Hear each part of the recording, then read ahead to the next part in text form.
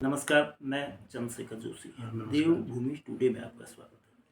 25 जून 2024 और ये दिन इतिहास का दिन है। 25 जून 1983 में भारत क्रिकेट की एक महाशक्ति बना था। पहली बार विश्व कप क्रिकेट में भारत ने धुरंधर वेस्टइंडीज़ को हरा के कपिल देव के नेतृत्व में जीत हासिल की थी और एक नई शक्ति के रूप में उसका खेल में उभार हुआ था। लेकिन आज भारत के क्रिकेट के इमर्ज होने में या एक इमर्जिंग देश के रूप में खेल में आने पर बात नहीं होगी। आज बात इमरजेंसी की होगी। ये इमरजेंसी विश्व कप जीतने की 1983 से 8 साल पहले 25 जून 1975 को लगी थी। तो 25 जून 1975 और 25 जून 2024 के बीच जो 49 साल का लंबा अंतराल है, आपातकाल क्यों लगा, आपातकाल लगने के क्या हालात थे, क्या ये आपातकाल पहली बार लगा?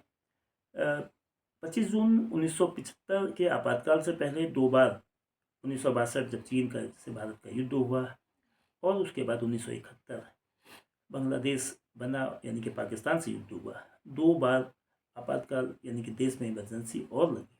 लेकिन 1975 की इमरजेंसी देश के लिए नहीं, देश की सत्तारूढ़ पार्टी जो उस समय की तत्कालीन सत्तारूढ़ पार्टी कांग्रेस थी, उनके प्रधानमंत्री इंदिरा गांधी, उन्होंने अपनी सत्ता को बचाने के लिए लोकतंत्र को कुचला, संविधान का मान मर्दन किया और 12 जून 1975 को इलाहाबाद हाई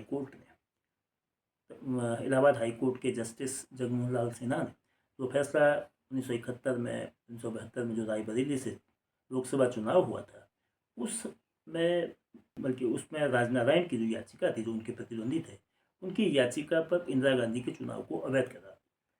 12 जून 1975 की घटना तात्कालिक थी, यद्यपि गुजरात का नवनिर्माण आंदोलन, जेपी का आंदोलन और देशव्यापी रेल हड़ताल की जो परिस्थितियां उपजी थी, उनसे तत्कालीन सरकार आपातकाल लागू करने को मजबूर हुई और इसका हवाला उन्होंने सुरक्षा कारण दिए। यद्यपि ज़्यादातर लोगों का मानना था कि सत्ता को बचाने की ये एक नृशंस कोशिश थी। पूरे देश में आपातकाल के खिलाफ आवाज़ें उठी, बड़े नेताओं को गिरफ्तार किया गया। केवल देश की राजधानी या देश के बड़े शहर ही नहीं, छोटे छोटे शहरों में भी आपातकाल का खिलाफ मुखरता थी। चंपावत क्षेत्र उस समय पिथौरागढ़ जिले का हिस्सा हुआ करता था। इस छोटे से क्षेत्र से 5 आपातकाल के योद्धा निकले।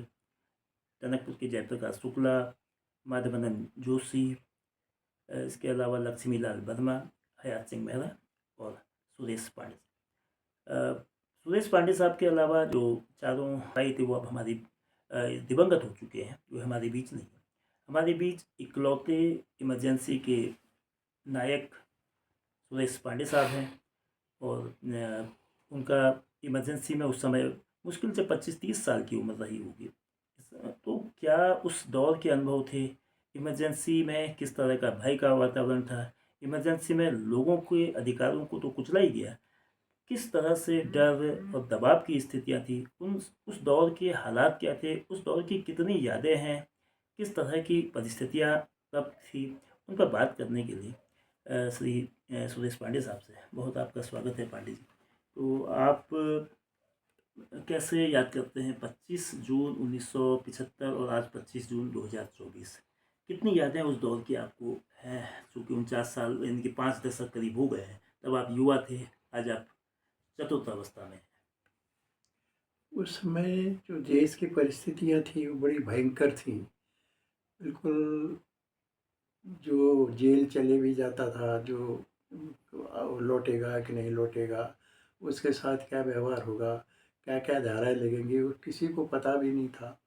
पुलिस का और एकदम से बर्बरता से सभी प्रकार के पत्रकारों के लिए देखे, जितने भी मीडिया कर्मी थे सब उनको सारे अखबार सब प्रकार से प्रतिबंधित हो गए एक प्रकार से, और जितने भी नेता थे सबको बंद कर दिया गया था। बंद, और ऐसी स्थितियाँ थी कि किसी की शादी हो रही है तो कोई वहीं से उठा के ले जा रहे हैं, उसी को बंद कर दे रहे हैं।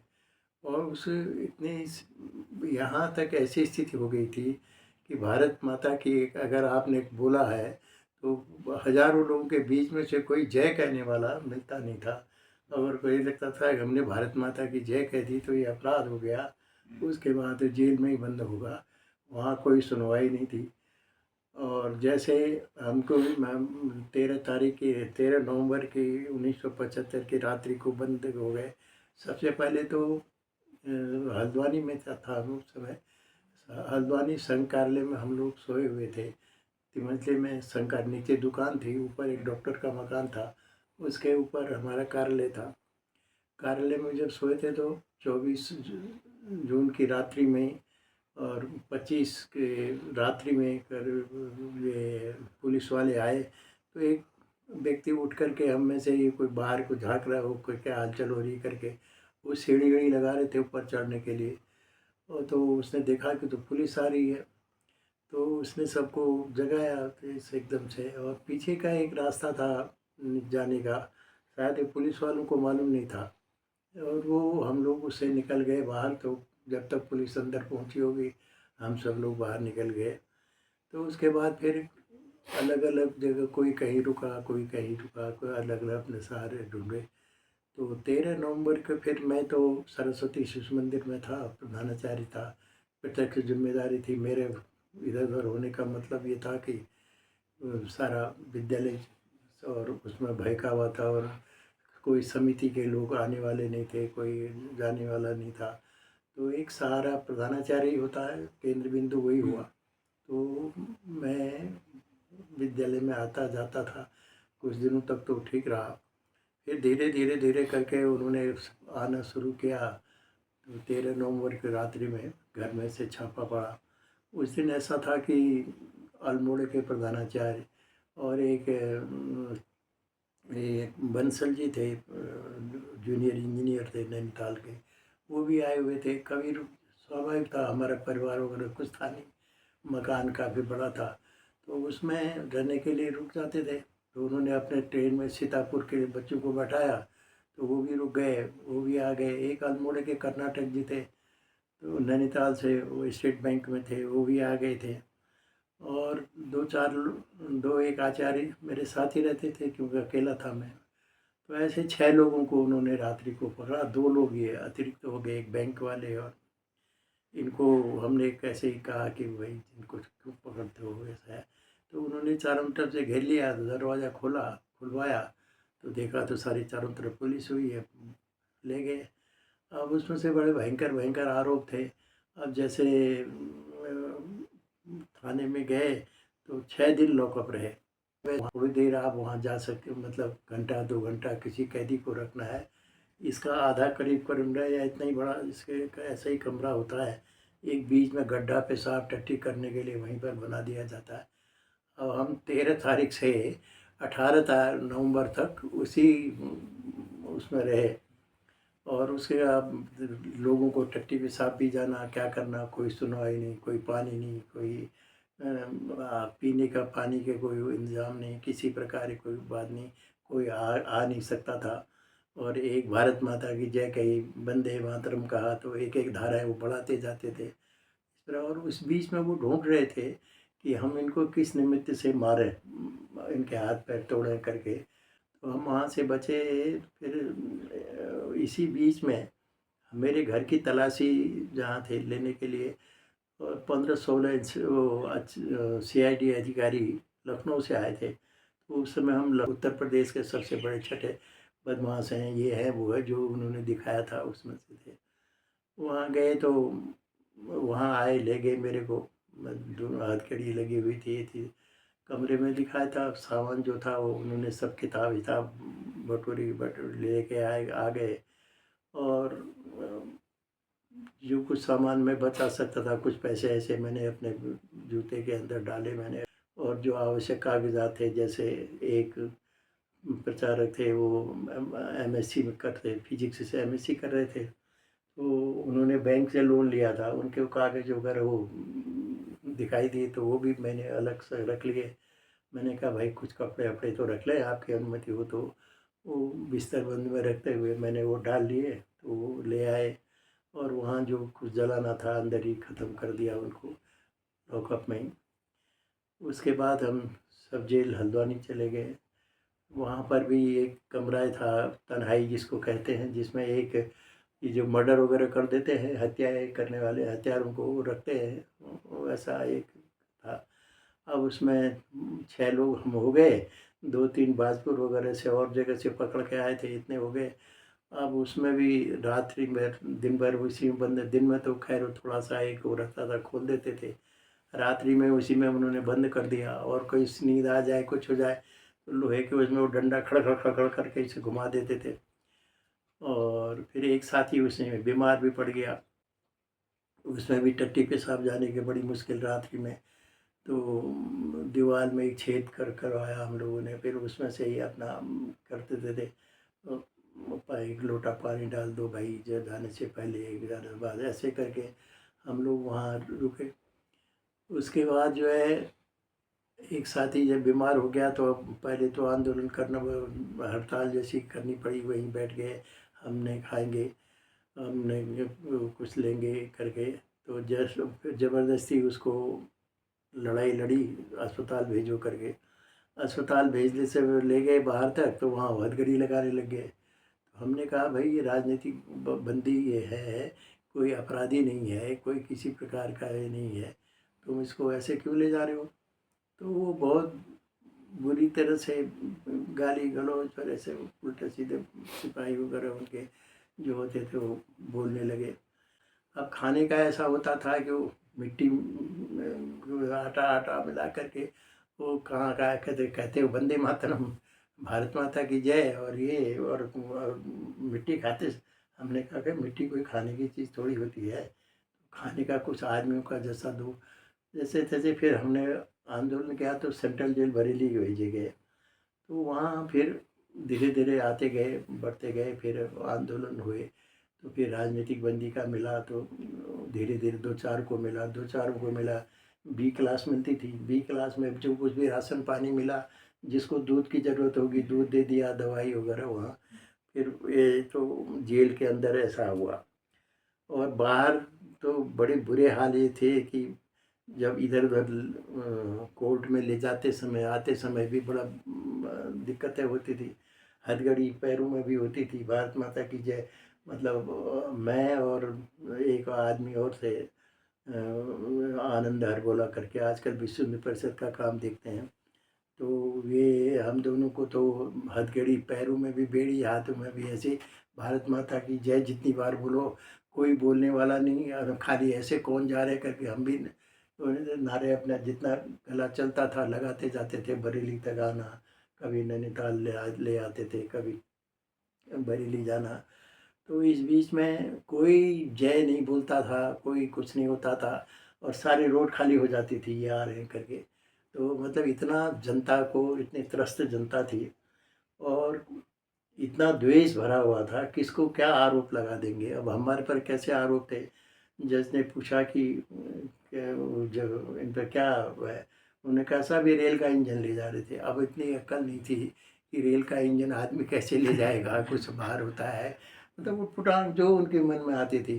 और जज ने पूछा क्या आप ले जा रहे थे रेल का इंजन, हमने कहा हाँ साहब, हम रेल का इंजन कंधे में ले जा रहे थे, तो पीछे से पुलिस वाला आए, पकड़ के ले गए ये रेल का इंजन। अब उनको जज भी हंसे। फिर उसने पूछा कि मेरे कमरे से वो ले गए थे, साहित्य सब संघ का भी होता है, सब प्रकार की किताबें थी करीब। तब हमारे किसी भी कार्यक्रम में जाते थे तो एक पुस्तक जरूर खरीद के ले आते थे। तो उसमें अपना नाम लिख दिया, तारीख लिख दी, तो किस निमित्त ली करके एक ऐसा होता। अब वो उन्होंने वो तो काट दिए, थोड़ा थोड़ा वो पहले से हम ही नहीं काट दिए थे। जब ये लगे इमरजेंसी कभी आ सकते हैं करके अंदाज था। जज ने पूछा कि ये पहले ये साहब क्यों पकड़ा इनको, ये रात में चोर इमरजेंसी के खिलाफ, देश के खिलाफ ये लिख रहे थे। अब वो जज ने कहा कहाँ, वो दिखाया डिब्बा, डिब्बा ठहरा, इतना बड़ा ब्रश ठहरा, इतना बड़ा, वो जा ही नहीं सके। मैंने कहा साहब देखिए ये कहते हैं।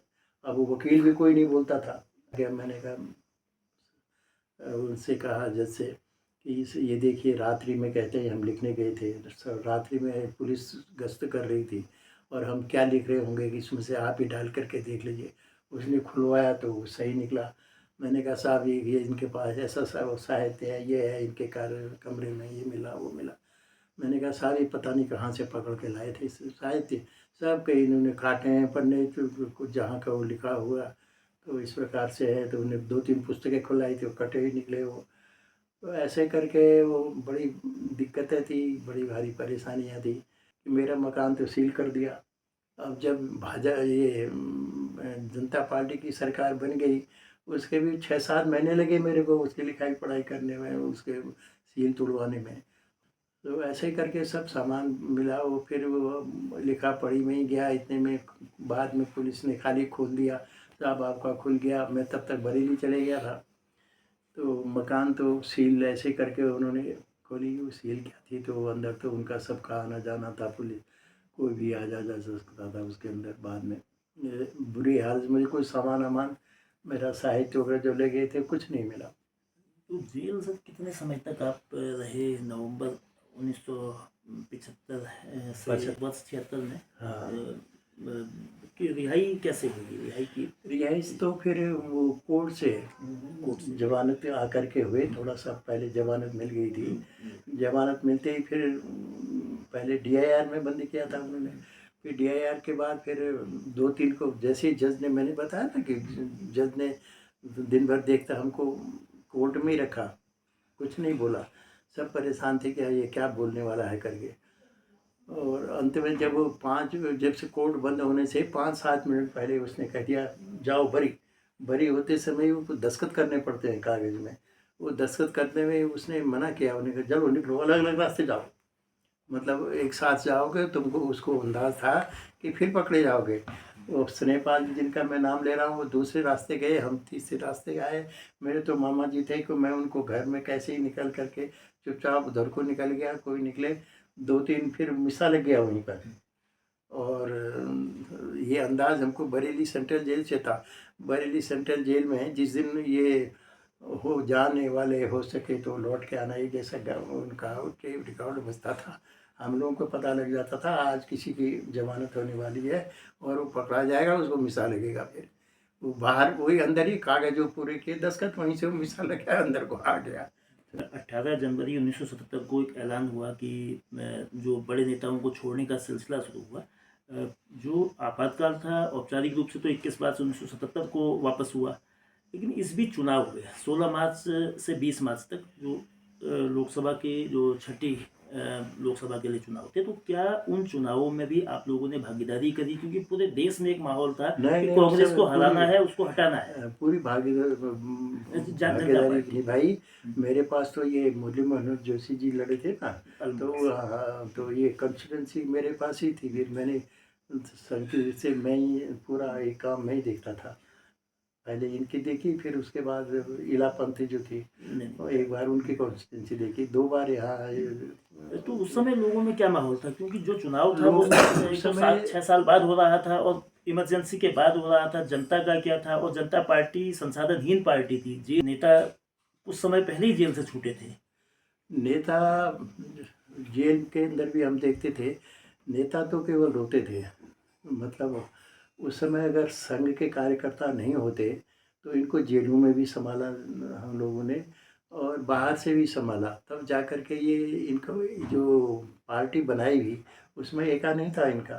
तो उस समय भी आपस में हर एक के अपने अपने वो थे, अपने अपने खेमे थे, अपनी अपनी बातें थी। ये ज़्यादा टिक नहीं सकते थे। ये अगर टिक गए होते तो जनता तो पूरी तरह से विरोध। सब आप जो उसमें वोटों का मत देख लीजिए, वो देखिए, तो जनता तो एकदम विपरीत थी। और इन्हीं के कारण से जब इंदिरा गांधी दोबारा आई हुई, उसी से परिलक्षित होता जाता है कि समाज एक था नहीं, या तैयार भी नहीं था। वही स्थिति आज भी देखिए, जो परिस्थितियाँ उस समय थी वही परिस्थितियाँ आज भी हैं। आज देश की केवल कहने के लिए बातें हैं, देश के इस बारे में जो मूलभूत चीज़ें हैं, अर्थात हर एक देश की एक ही चिति होती है। चिति का मतलब अंतरात्मा होती है। जैसे आपको सबसे ज़्यादा सुख कब मिलेगा, कैसे मिलेगा?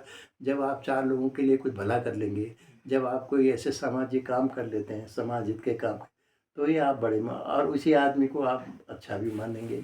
तो ये भारत की आत्मा की जो स्थिति है वो दूसरों के लिए, समाज के लिए करने की है। तो ऐसे ही अलग-अलग स्थिति है। अब यहाँ पर जैसे अभी मुस्लिम समस्या ये कोई आज की थोड़ी है। अब इसको क्या मानवता का नाम दे दो, कुछ भी दे दो, परंतु एक समस्या तो है बड़ी भयंकर। जब आपने देश का विभाजन इसके आधार पर कर दिया, धर्म के आधार पर कर दिया, तो सबको भेजना चाहिए था या नहीं देना चाहिए। आज अब एक देश में कहीं आपने देखा, एक देश में दो प्रकार के कानून, आपको एक विवाह करेंगे और वो 4 कर सकते हैं। आपके 2 से ज़्यादा बच्चे नहीं होने चाहिए। उनके 20-25 जो भी हों, उनके कम से कम 4 शादियाँ हैं, तो कोई छूट, सब छूटी छूट है। तो ये जो समाज की विषमता है, अब आपके कहीं पर ज़मीन के देखिए जितने भी कानून बने हैं, उनके लिए अलग, हमारे लिए अलग। हमारे लिए कहने का मतलब है समाज के लिए, शेष समाज के लिए अलग। तो अब उसमें से कि वोट बैंक के जो राजनीति का आ गया, वोट बैंक का नाम का चीज़ आ गई है और ये सब बड़ी भारी दिक्कत है।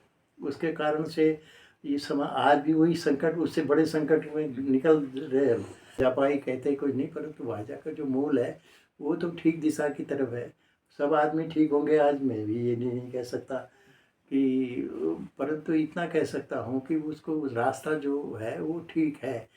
अब अमेरिका ही देखिए, अब वहाँ पर निशान अलग, वहाँ का संविधान अलग, वहाँ का सारा चीज़ यहाँ से, वहाँ के नेताओं के लिए सारी सुरक्षा की व्यवस्था यहाँ से जाती थी, हवाई जहाज़ से वो दिल्ली आते थे, आना ले जाना उनको फ्री होता था।